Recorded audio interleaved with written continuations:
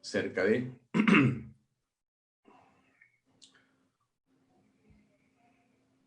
Bien, amigos, estamos ya conectados, ahora sí, son las 7 de la noche. Gracias por acompañarnos en esta nueva edición de Bahía Talk. Esta noche estamos con Ricardo Belmont, que ya está conectado con nosotros desde algún lugar de Lima. Ricardo, buenas noches, gracias por acompañarnos en esta edición. Gracias, Alfonso, por la invitación. A tus órdenes, y te felicito, y muchas gracias nuevamente por darme la oportunidad de estar con la gigantesca audiencia que ya tienes. Un abrazo. Muchas gracias, Ricardo. Como todos los programas, amigos, vamos a comenzar con mostrar este mapa de interacción, este mapa de la Universidad de Johns Hopkins, que muestra cuál es la situación de la pandemia en este momento en el mundo. Al día de hoy, como lo hemos venido haciendo durante muchas noches, desde el principio de este programa, mostramos en qué estado se encontraba, sobre todo el Perú, que es, por supuesto, el país que más nos preocupa. Ustedes tienen ahí la posición del país en este momento a la izquierda, 260.810 personas que están contaminadas de COVID-19. Es el país número 6 del mundo. De 215 países, somos el 6º país del mundo en número de contagios.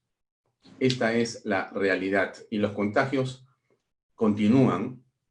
El crecimiento sigue no solamente en contagiados, sino también en fallecidos. Esta es la información oficial del gobierno. Ahí tienen ustedes los 260.810 detectados en las últimas horas y tienen este cuadro dramático, este cuadro triste, este cuadro que nos tiene que llevar a una reflexión enorme de 8.404 fallecidos. No es, amigos, esta cifra, tampoco la cifra definitiva ni la cifra oficial, como lo hemos dicho también en reiterados programas en los últimos días. Todos los entendidos, médicos y periodistas locales e internacionales señalan que el número de fallecidos bordea los 25.000 o supera los 25.000 muertos a la fecha. Será seguramente en algún momento de la historia del Perú que se hará una comisión de la verdad para saber cuánta gente murió en esta pandemia. No lo sabemos, el gobierno no lo informa. Bien, salgo de ese cuadro para mostrar y entrar en contexto para esta entrevista con Ricardo Belmont, un video del presidente de la República de hace unos minutos.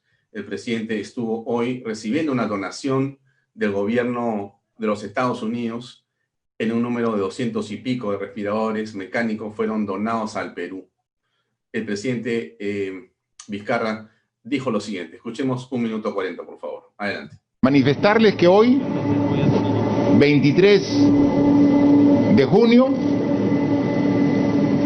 se cumplen 100 días desde que un 15 de marzo, con mucha responsabilidad y en bien de todos los peruanos, pensando en la salud y en la vida, tomamos la difícil pero necesaria decisión de declarar estado de emergencia y declarar una cuarentena como principal acción para poder combatir a un virus complejo, desconocido y letal que estaba atacando a todo el mundo, el COVID-19.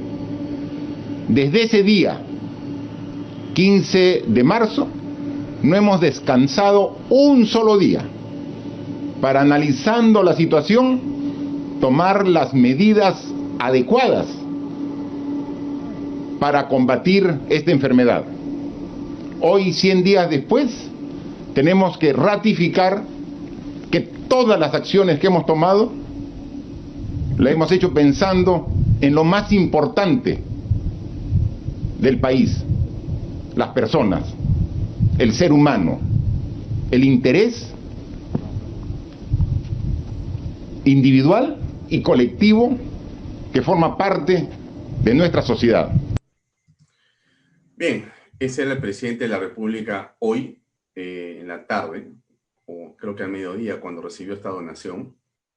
Hay mucho que decir al respecto. Hoy es el día número 100 de esta cuarentena, hoy es el día número 100 de una situación inédita en la historia del Perú, también del mundo, es cierto, pero que hemos invitado por eso a Ricardo Belmont para conversar con nosotros y, por cierto, con ustedes también, sobre cuál es su perspectiva, su visión de lo que está pasando. Ricardo Belmont, para quienes no lo conocen, aunque es muy conocido, este programa se ve también en el extranjero, se ve en países que quizá no saben quién es Ricardo Belmont, solamente para aquellas personas, deben ser pocas las que nos ven que no lo conocen, pero les voy a decir, Ricardo Belmont es un peruano que ha sido 2 veces alcalde de Lima, ha sido congresista de la República, ha sido candidato presidencial, ha sido candidato a la alcaldía de Lima, es un broadcaster, es un hombre de medios, es un comunicador y tiene en las redes sociales también un espacio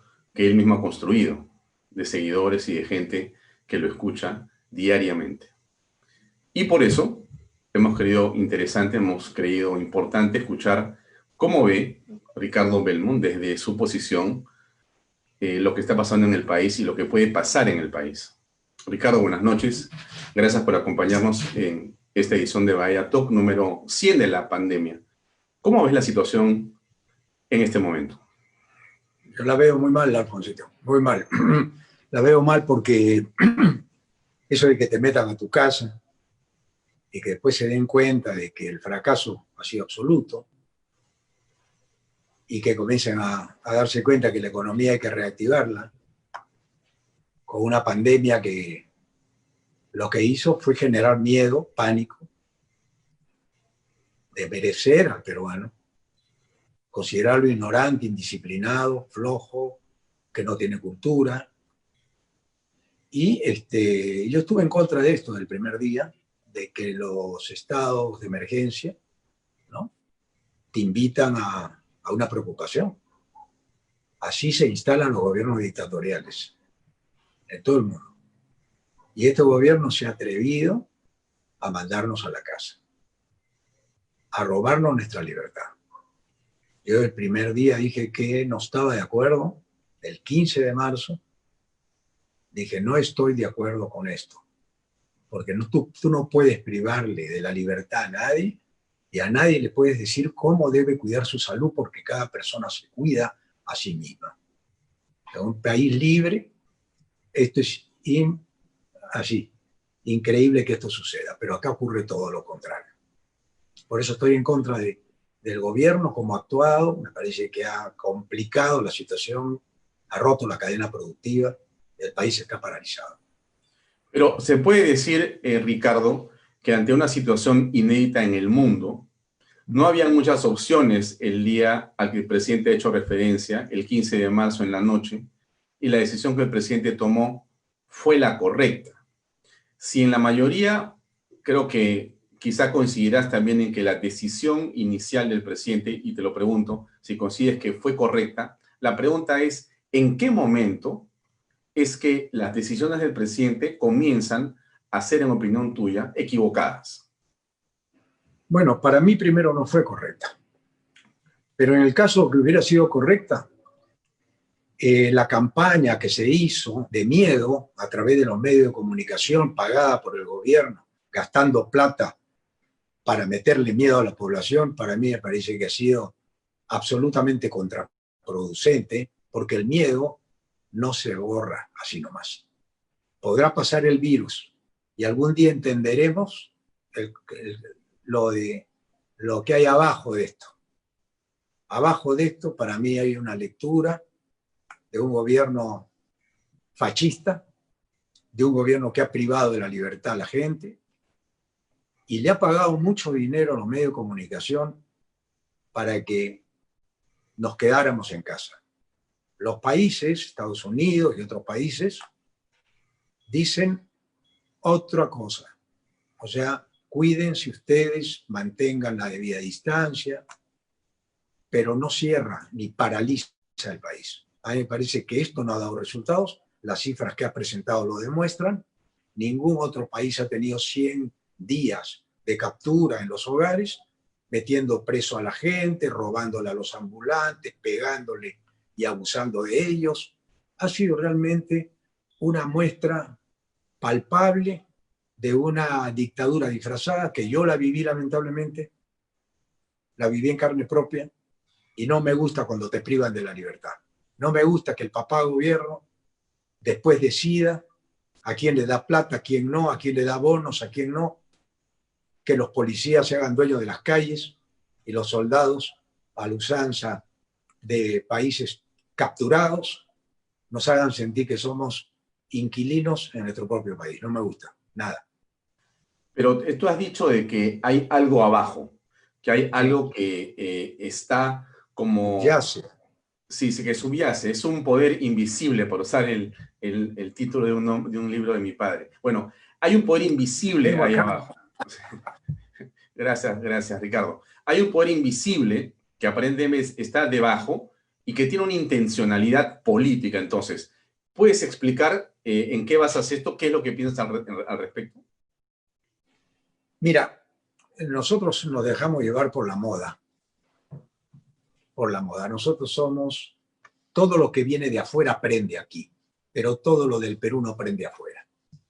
Si tú quisieras recordar quién nos vendió la moda a los italianos, quién nos vendió la comida a los franceses, quién nos vendió la elegancia los ingleses, y siempre hemos sido un país con una enorme influencia de afuera hacia adentro. En cambio, el peruano no, salvo el mérito de Acurio de meter la comida peruana, el peruano no vende nada, ni nuestras enfermedades ni nuestras desgracias. Pero, sin embargo, la pandemia empieza afuera y prende en el Perú, ¿ok? Entonces, cuando prende la pandemia en el Perú, entramos en pánico. Porque la prensa hace suya la muerte que estaba pasando en Italia, en el norte de Italia.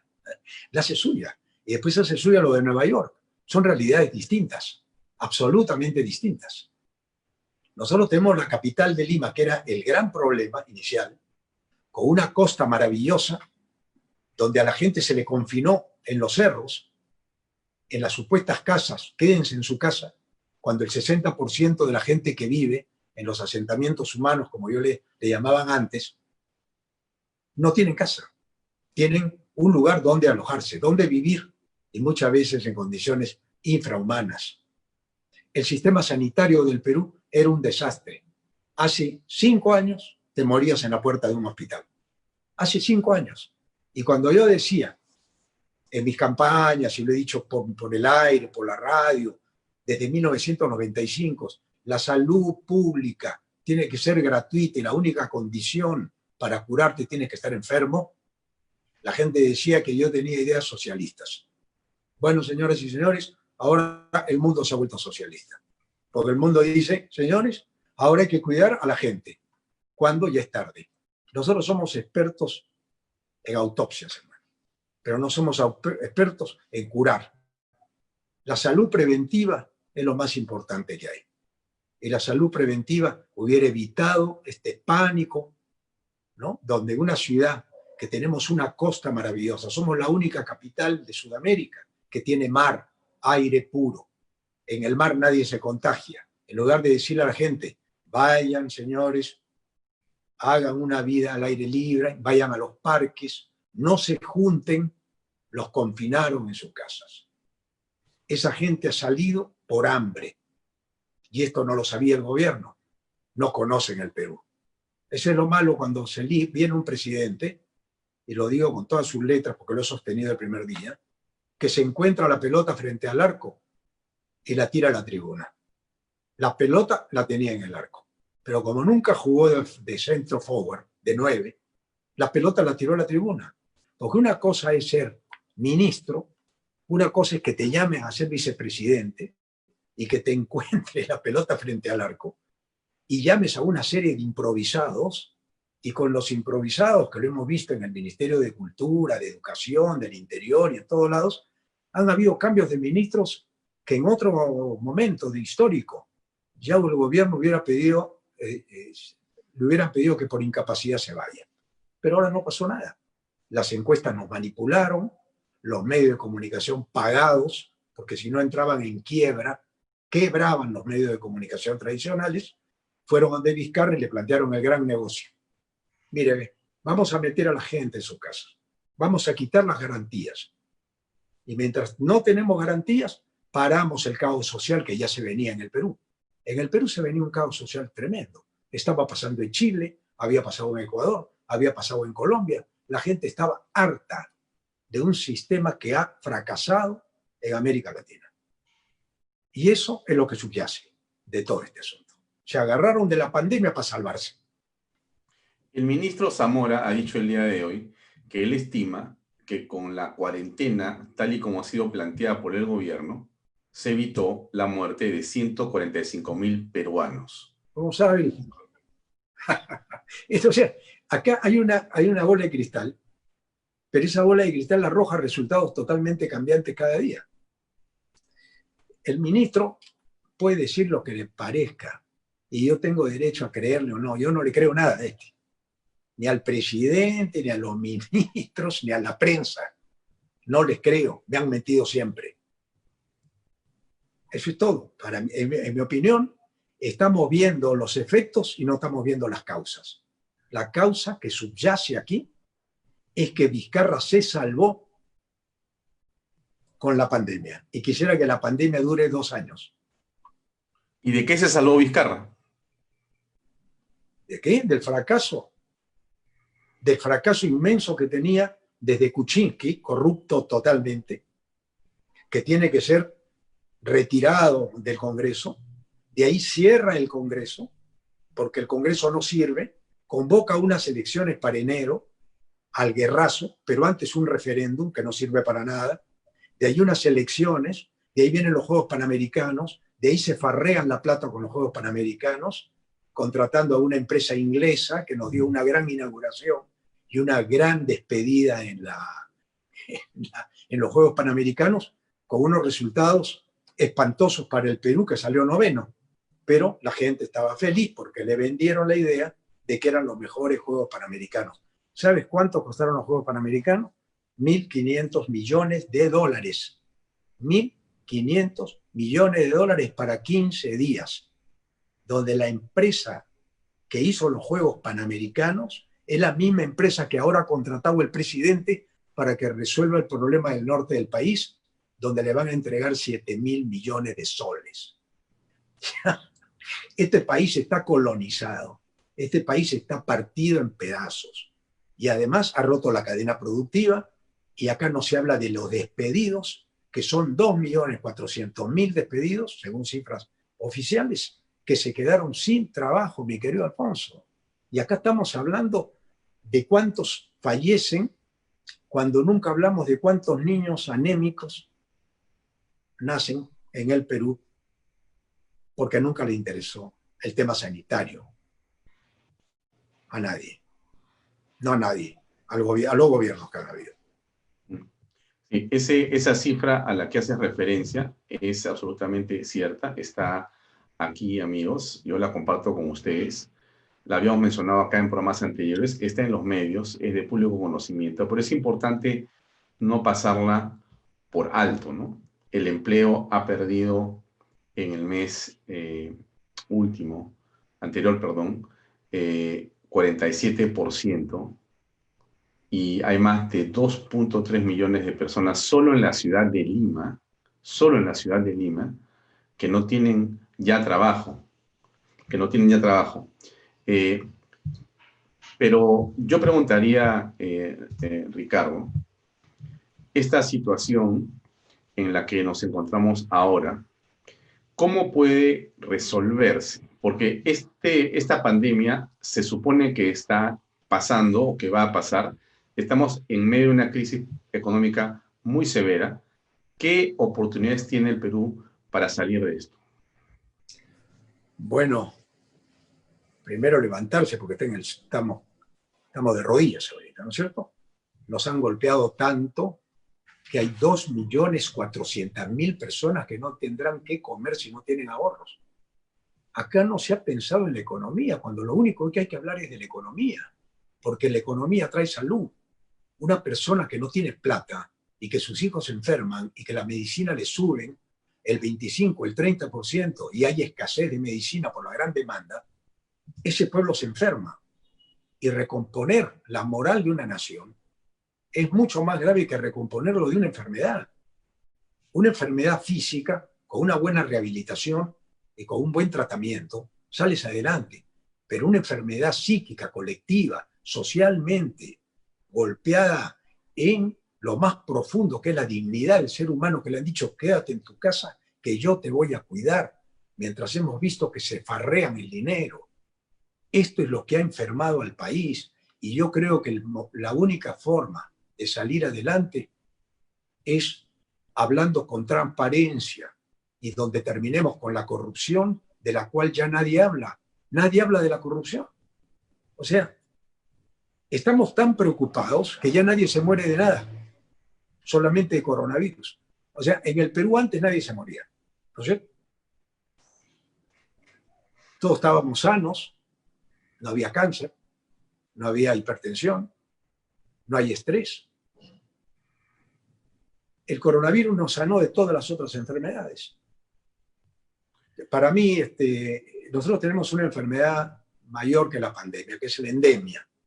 Repetimos permanentemente, ya lo hemos hecho nuestro, los problemas aparentemente irresolutos por tiempo, que otros países los resolvieron hace años. Costa Rica es un caso que yo tomo como ejemplo.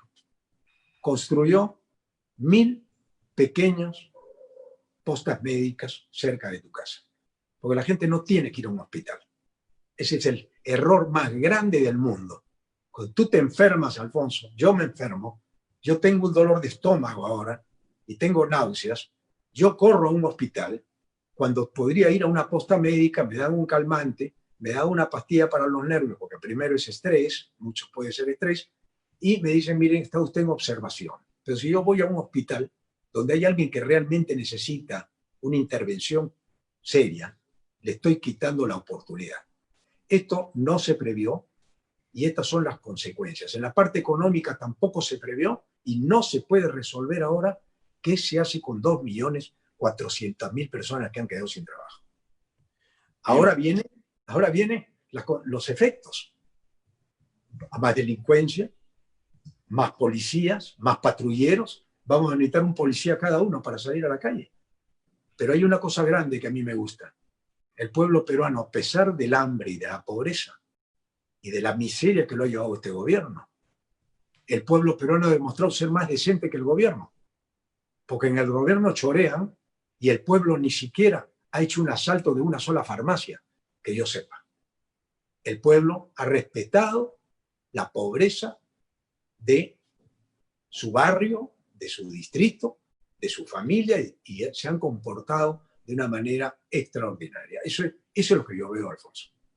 Mira, es interesante lo que comenta Ricardo con respecto a la corrupción, entre otras cosas. Estoy poniendo en la pantalla, para que ustedes vean, amigos, esta nota de prensa que comentamos hace una semana y que desapareció rápidamente del radar de todos en el Perú. Casi nadie ha mencionado este tema que está ahí. El Contralor de la República, el señor Nelson Schack, hizo una conferencia y comentó esto que debería haber sido posiblemente motivo de muchos programas de televisión y de muchas entrevistas y de muchos debates, ¿no? Perú pierde anualmente 23.000 millones por corrupción e inconducta funcional. Y él habla de esta cifra del año pasado, 2019. O sea, fíjense ustedes lo que está pasando en el país, a lo que se refiere Ricardo Belmont, y que todos nos referimos como uno de los problemas centrales, ¿no? 23.000 millones por corrupción. Y esto, como lo ha indicado Ricardo Belmont, así el apunte para realmente comentar el tema. No existe, lamentablemente, una priorización de los temas centrales en el país. Estamos mirando las cosas de una manera que son distintas a lo que deberíamos hacer, porque la corrupción es en realidad el centro también de la pobreza que tienen los peruanos. Tenemos pobreza porque la corrupción se lleva el dinero de una manera realmente escandalosa. Ahora, en esta coyuntura, Ricardo, ¿Cómo aprecias tú a los actores políticos? Porque hay en esta coyuntura quienes han podido hacer frente a lo que el presidente estaba proponiendo, ¿no? Estamos viendo, según lo que tú señalas, que hay una intencionalidad política. La pregunta es, ¿quiénes estaban llamados a ser la contraparte, a detener, a objetar, a opinar? ¿Quiénes debieran haber estado en primer lugar diciendo al gobierno, un momentito, así no se puede hacer o manejar esta situación? Bueno, los actores políticos, francamente, no sé cuáles han sido los actores políticos. ¿Cuál podría ser la solución a esto? Me preguntas, ¿no? ¿Qué deben hacer? Yo creo que ante una situación inesperada como esta, es como si te amputaran las piernas. Vas mañana al médico y te dicen, mira muchacho, Alfonso, ¿sabes qué? Te voy a dar una mala noticia, te tengo que amputar las dos piernas. ¿Y ahora qué vas a hacer, Alfonso? Entonces tú dices, bueno, ya no puedo ir a la playa, tengo que cambiar mi vida, tengo problemas con mi mujer, porque ya tal vez tengo que resolver otro tipo acá de problema. Le da una vuelta a mi vida de 180 grados. Acá le hemos roto las piernas al Perú. Y acá no ha habido un pronunciamiento serio de los actores conocidos de la política. ¿Dónde estuvieron? En sus casas metidos. No hemos opinado, ahora están opinando. La economía, sí, estamos preocupados con la economía. O sea, no la vieron. No la vieron. O sea, la gangrena ya había empezado y se callaron y ahora salen con comunicados, los bancos, esto, que por aquí, que la plata está mal repartida. Se han farreado el dinero y tú lo acabas de decir. Aquí cada 2 gobiernos se pierde un PBI completo en choreo. ¿Y quién habla de eso? Acá estamos preocupados del que roba una billetera, el que roba un celular, pero no el que entra al gobierno y al año se retira y se va a vivir a otro país. No hablamos de eso. No hablamos de los grandes que han robado en este país contra el Estado. Decían defender el sistema neoliberal, que yo pienso que en este país no funcionó. No sé si en otros países, acá no funcionó. Porque los que combatían el neoliberalismo, los que combatían al Estado, que eran los defensores del neoliberalismo, mamaron siempre del Estado. El empresario privado es el más perjudicado acá, el que tiene su pequeña empresa o su gran empresa o su mediana empresa, que ahora ha tenido que recurrir al Estado, al cual recusaron siempre. O sea, las ganancias son mías. Muchas empresas no pagaron impuestos.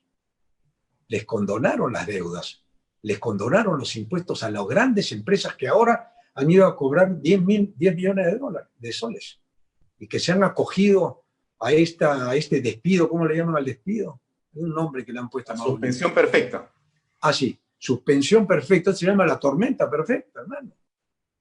No es Mira, hasta el nombre es suspensión perfecta. O sea, yo le digo, yo tengo una empresa en este momento con 100 personas que quiero, que han hecho la empresa conmigo, y lo suspendo perfectamente porque yo me he beneficiado y además voy a pasar por caja para que me den 10 millones y yo los he despedido a mis trabajadores. ¿Saben lo que hemos puesto una bomba de tiempo aquí, Alfonso? Y te lo digo hoy día 20, ¿qué estamos? 23, ¿no? Sí, 23. Te lo digo el 23 porque yo lo dije el 15 de marzo. Y dijeron que estaba mal, Ricardo, estás loco, no puedes decir esta barbaridad. La sustenté y dije que lo primero es mi dignidad y mi libertad, que son las dos cosas fundamentales para tener salud y poder vivir en un país libre. Nosotros ya hemos vivido dictaduras, unas abiertamente y otras disfrazadas. ¿Y cuál es el gran problema del país? Repasemos la historia, que siempre hemos estado soportando a las dictaduras que se disfrazan. Porque el interés económico es más grande que el interés del país. Y esto es lo que yo veo. Yo veo una bomba de tiempo porque yo he caminado todos los pueblos y barrios, los barrios de Lima todos, y casi todo el Perú. Y no puede ser que hayamos sido tan ciegos de no ver la pobreza que estábamos generando cuando se discute el sueldo mínimo y en esta misma época se han hecho la más grande fortuna de la historia, no solamente del Perú, del mundo, aquí en el Perú. Entonces hay unas contradicciones muy grandes en este país que todavía no logro entenderlo sinceramente. Y finalmente tenemos un presidente que nadie eligió, que estaba en Canadá, y que le dijeron, eres presidente. ¿Así soy presidente? Sí, ven acá. Y llega el presidente y dice, ¿qué hago? ¿A quiénes llamo? Llama a Richard Swing, llama al otro. Un solo ejemplo es para liquidar este gobierno. Un solo ejemplo. Yo no tengo que ampliar mi criterio, Alfonso. Si tú en la gerencia de un canal de televisión, de un banco, pones a una persona y le pagas en crisis lo que gana ese personaje, que puede ser un gran señor o no, no lo conozco, pero todo escondido, por lo bajo, es suficiente para que te despidan. Si tienes un poco de dignidad, renuncias. Pero acá pasó por alto todo. Todo pasa por alto acá. Y seguimos quejándonos y mordiéndonos la cola de los mismos problemas como el tipo que va al cine a ver Rocky y dice, la voy a repetir con mi mujer mañana para ver si pierde Rocky. o un partido de fútbol que dice, mira, mejor lo veo en Canal 4 porque puede que ahí gane Perú porque lo están dando en diferido. Entonces perdió en el 9, pero te pasas al 4 que esté en diferido y crees que hay que ser muy ligero en el análisis para creer que esto pueda suceder. Pero te voy a poner un elemento que está en los medios y que podemos no creer en él, pero que está ahí y hay que utilizarlo como medio justamente para comentarlo, ¿no? En muchas partes del país, y este gobierno sobre todo, utiliza las encuestas para señalar que tiene aprobación y que lo que hace entonces está de alguna manera bendecido por la opinión pública. Es el pueblo el que está de acuerdo. No importa que no esté de acuerdo el señor Belmont o el señor Baella, sino importa el pueblo. Y el pueblo en la encuesta dice que a pesar de todas las cosas que nosotros conocemos, Ricardo, que tú has señalado acá en parte, el 70% dice que está bien y que aprueba la gestión del presidente de la República, Martín Vizcarra. 70%. Bueno, ese es un punto de vista. Es un tema que está ahí. ¿Qué piensas al respecto? Sé que de cada 10 peruanos, 7 lo aprueban. Entonces yo no vivo en el Perú. Yo estoy ahorita en Afganistán, compadre. Porque la realidad que veo yo es otra. Las encuestas, ¿quiénes son las encuestas? Alfredo Torres creo que es una encuesta, ¿no? Alfredo Torres ha cobrado $500,000 para esta encuesta. $500,000. Es como ir al médico, hacerte un análisis de sangre y el laboratorio que tú vas, robo cualquier otro, se equivoca con tu hemoglobina, pero tú te sientes mal, pero te dicen que tienes 14 de hemoglobina. Me levanto cansado, duermo todo el día y resulta que estás en una anemia espantosa. ¿Sabes qué haría yo si fuera congresista de la República? Que no le tengo miedo a las encuestas. Llamo a Alfredo Torres y le digo, a ver, señor Alfredo Torres, muéstreme sus encuestas. Como llamaría al laboratorio Roe, si a 1,000 personas se equivocan y los considera sanos cuando están enfermos. Estoy seguro que cerrarían a los laboratorios Roe. Y he mencionado el laboratorio Roe porque yo me hago mis análisis ahí y es un laboratorio de prestigio. Pero imagínate tú, Alfonso, que se equivocaran en una clínica y te sacan un órgano que no es el que estaba mal, se equivocaron. Estas encuestas han fallado siempre, nos han engañado siempre. Para mí es una mafia que si queremos ir a elecciones libres en el futuro, tenemos que erradicarla. Esa es mi opinión. Yo no creo en las encuestas, son unos grandes farsantes y juegan su propio partido. Ah, perdón, y el diario El Comercio, que es la promotora de la encuesta, hace 15 días puso un editorial que en una de sus líneas, no sé si se le escapó al editorialista, decía, nosotros no vamos a permitir que ningún gobierno distinto a este, a la línea económica que ha optado este gobierno, llegue al poder. Eso lo decía, tal vez con palabras más, palabras menos, el diario El Comercio en su editorial de hace unos días, donde se permitió que embajadores de países que no les corresponden sus fueros ir a enmendarle la plana al Congreso de la República, a decirle que si cambiaban y cobraban, si no, sacaban los peajes. Oye, este es un país increíble, man. Esto no sucede en ningún lado del mundo. Porque no hay presidente, no hay gobierno, hay una anomia. Hay una serie de incapaces al frente del gobierno y un presidente que no sabe qué hacer, que tiene que dar una conferencia de prensa para agradecerle a Estados Unidos por un regalo de unos balones de algo, ¿no? Una máquina que le han regalado al gobierno americano. 150 respiradores mecánicos. Pero se han choreado ya el equivalente a 500.000 respiradores. O sea, esas contradicciones son las que a mí me las tiene que explicar el gobierno. A mí no me tienen que decir, nos han regalado respiradores. No te extrañe que esos respiradores se lo vendan a una clínica y que esa clínica después haga negocio. Acá está permitido todo. Se ha naturalizado la corrupción. Esa cifra que acaba de dar un señor contralor de que la plata que se pierde por corrupción, hace 6 años la dijo un catedrático de economía de la Universidad de Lima, que cada 2 gobiernos se perdió un PBI completo en corrupción. Esa noticia pasó desapercibida. La puedes buscar en internet.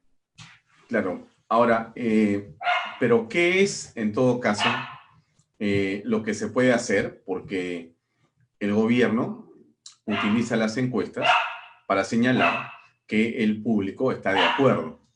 Y mucha gente, quizá despistada, acepta que eso es así. Al margen de esta encuesta, hay otras encuestas que también dicen lo mismo. Algunas pequeñas dicen algo distinto, esas no aparecen en los medios. Solamente las encuestas que están con unos números parecidos a los que hemos visto acá están presentes en los medios. Entonces, la gente tiene una sensación de que la cosa es de una manera, pero realmente quizás sea de otra.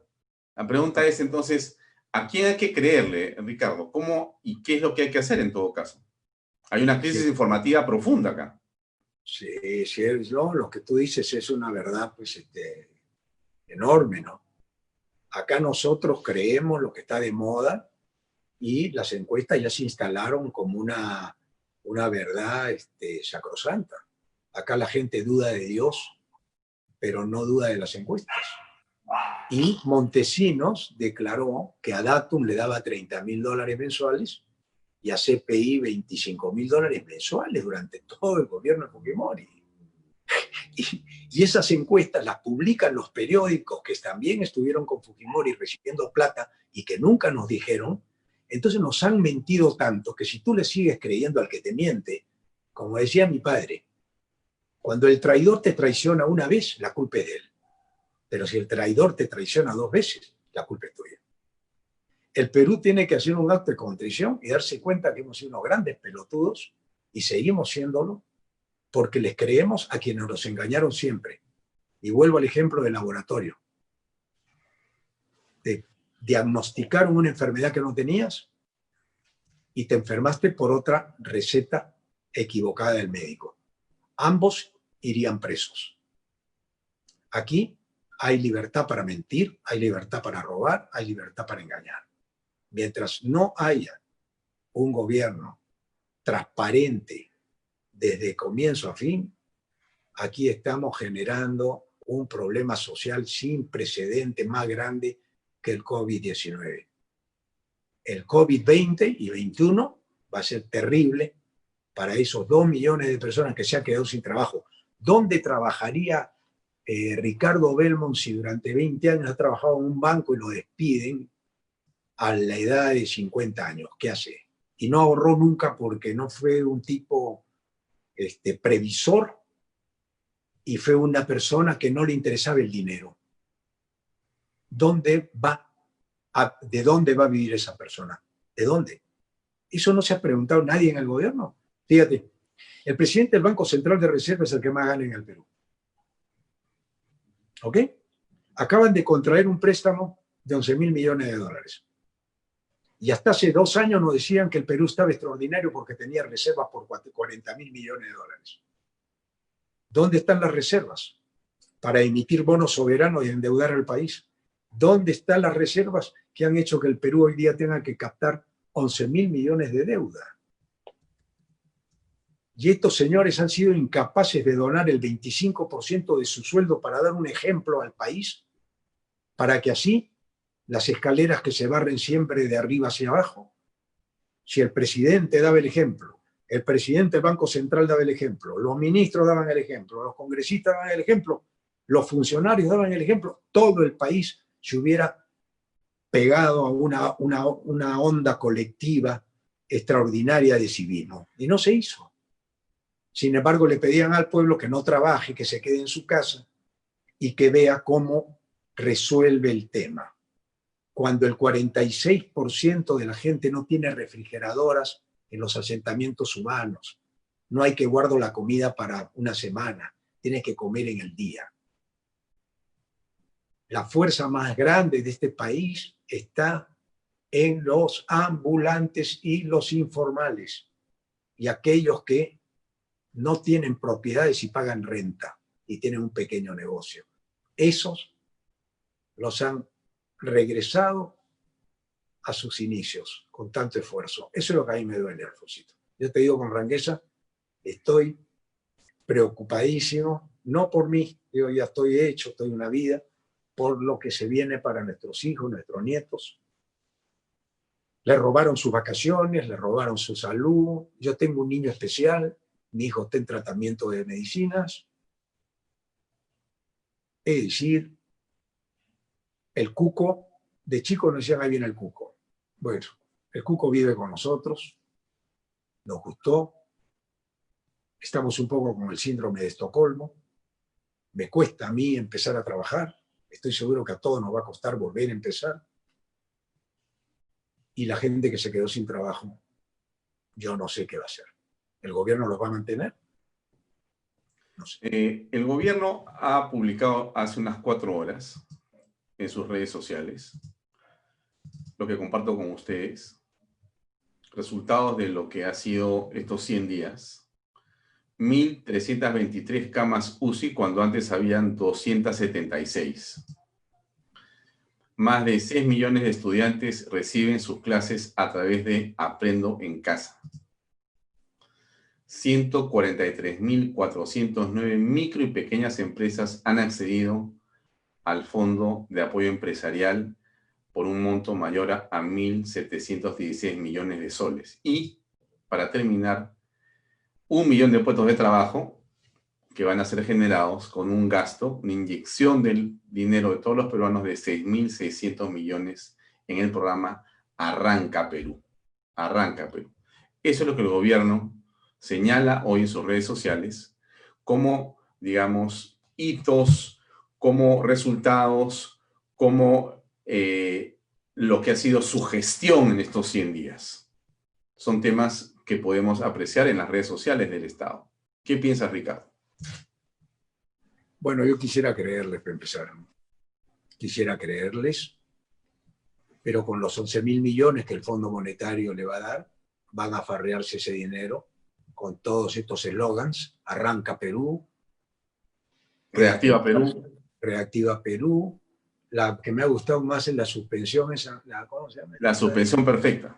Esa me ha encantado. nos han metido en una tormenta perfecta con la suspensión perfecta. Entonces, si vamos a jugar con el Logan, estamos todo bien. Marketing. Vamos a hacer marketing con la mentira. Fíjate, yo estoy convencido que si no se hubieran choreado la plata y no lo hubieran tirado por otro lado, nunca hubiéramos tenido este problema de estar comprando camas cuando ya no se van a necesitar para esta pandemia. Se van a necesitar cuando verdaderamente se necesitaban.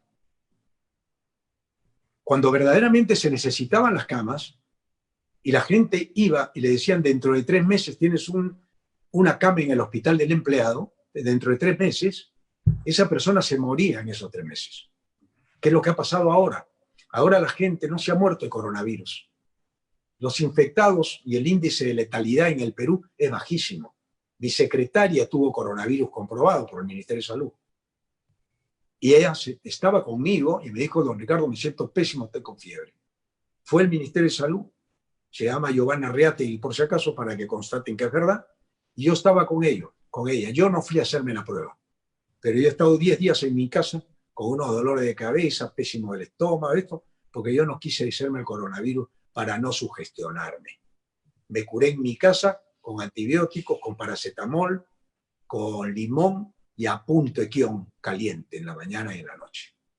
Pero 10 días he estado en mi casa, sí, enfermo. Entonces, ¿sabes qué pasa?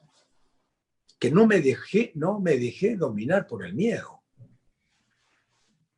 No me dejé dominar por el miedo porque esta medida fascista es primero quitarte la voluntad.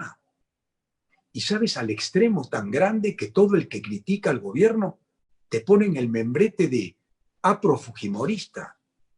O sea, ya la crítica, que es en función de tu país, la gente la toma como que haces una falta de respeto al patriota que te está curando en tu casa para que tú, que no sabes curarte por ti mismo, tengas que recurrir al Estado para que el Estado te salve. Esto es inaudito.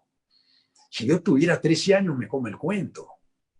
Pero yo he vivido la revolución de Velasco, la caída de Belaúnde, las mentiras de la prensa desde entonces, la confiscación de los canales, la confiscación de las radios, la confiscación de los canales y periódicos en el 74.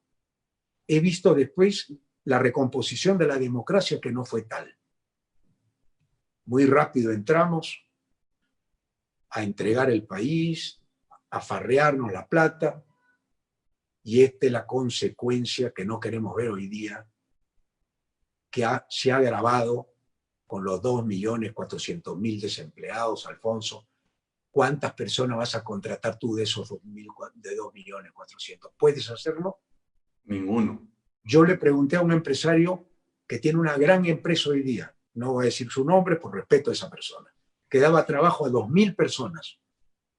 Me dice, Ricardo, 2 años voy a estar a pérdida y para recuperar la cadena de pagos, facturas, proveedores, clientes en el extranjero, gente que no me puede pagar, alquileres de mis proveedores que tampoco pueden pagar, yo calculo que esta empresa por lo menos son 4 años para que vuelva a agarrar su ritmo.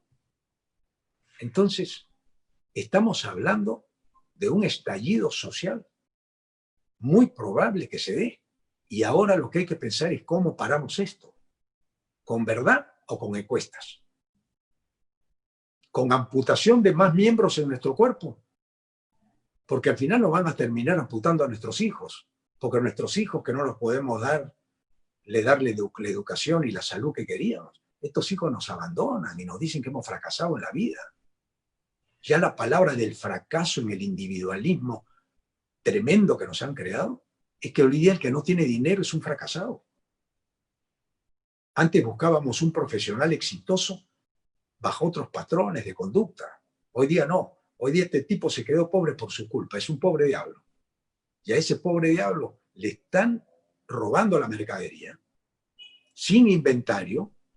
¿No has visto, Alfonso, una señora que estaba vendiendo a un señor mayor que estaba vendiendo de mi edad, mayor, vendiéndose, y que viene el serenago con la camioneta con 40 policías y no le dan ni siquiera un recibo de la mercadería que le han robado a ese hombre?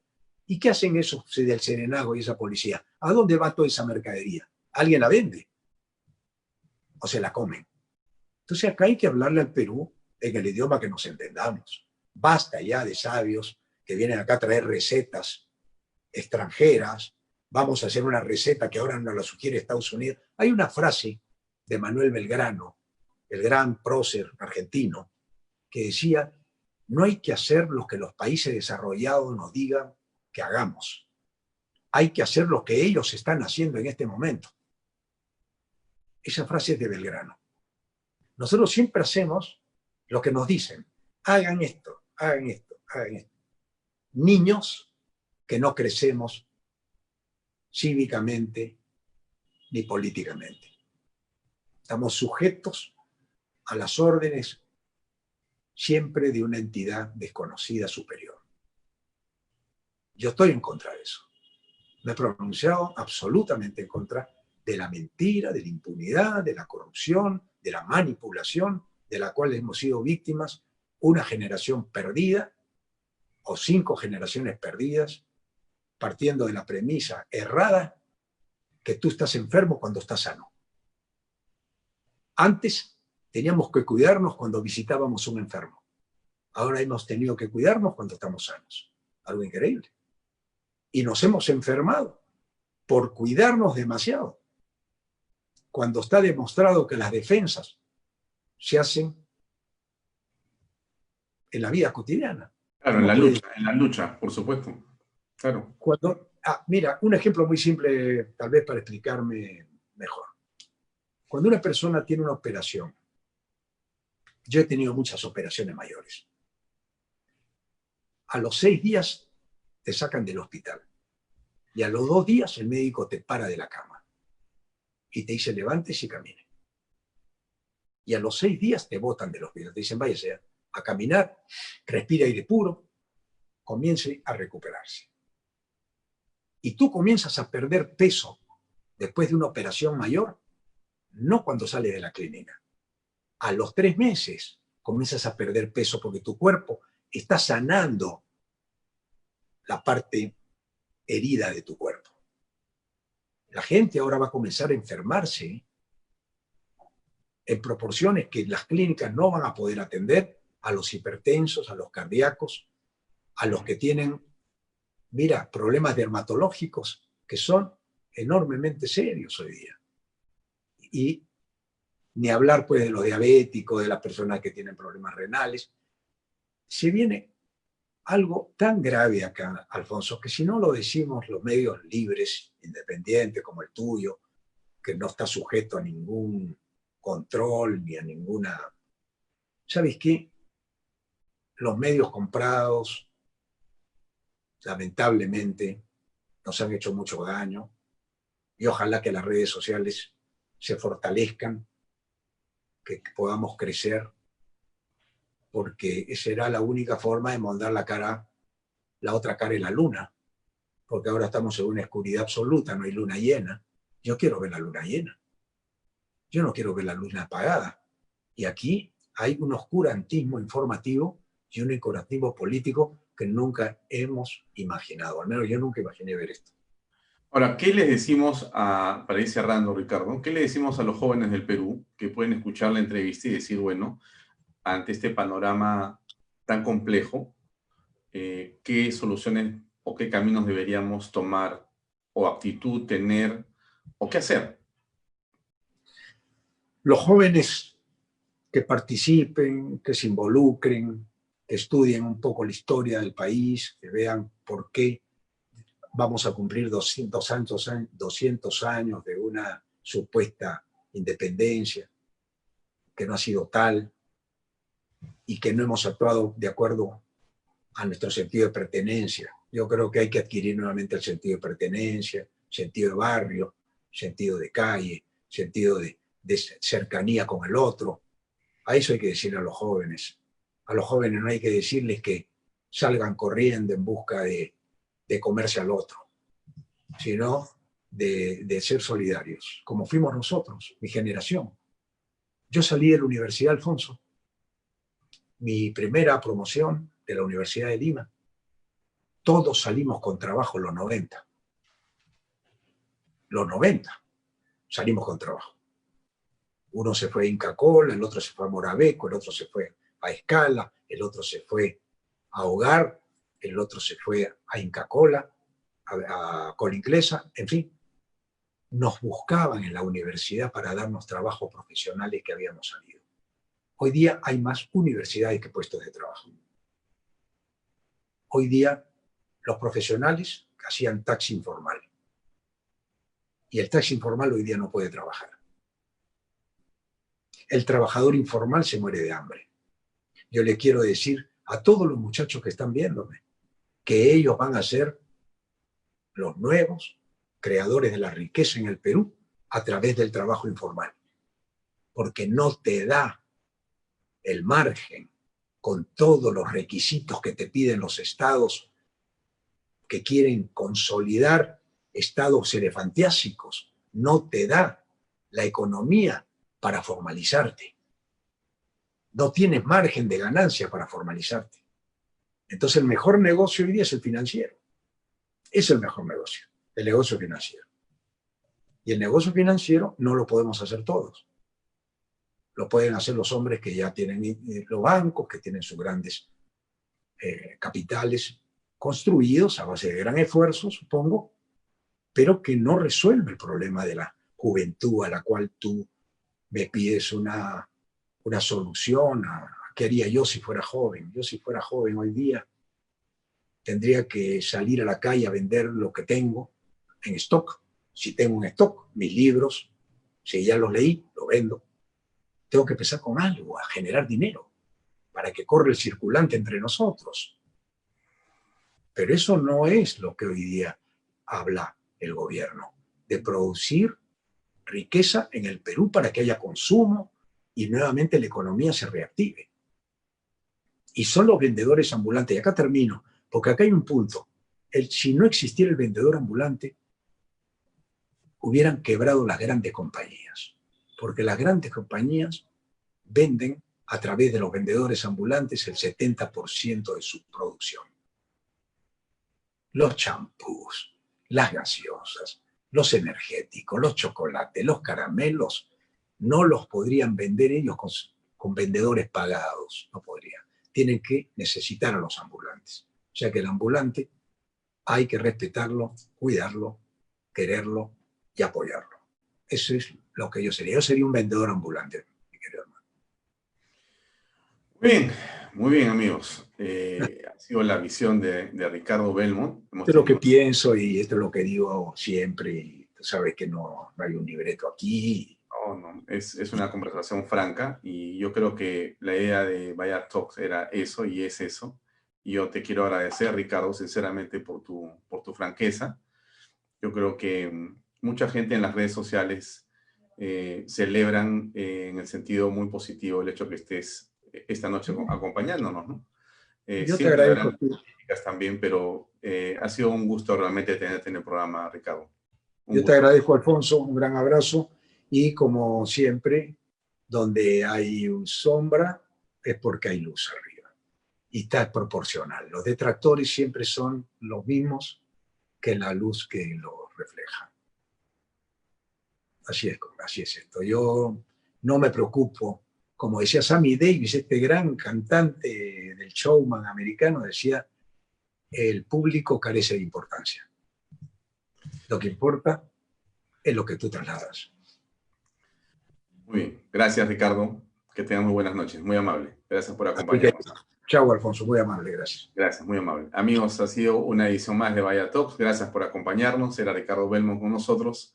Nos vemos mañana a las 7 en punto de la noche, otra vez aquí. Gracias por seguirnos, gracias por darle like y por acompañarnos como siempre. Hasta mañana, muy buenas noches.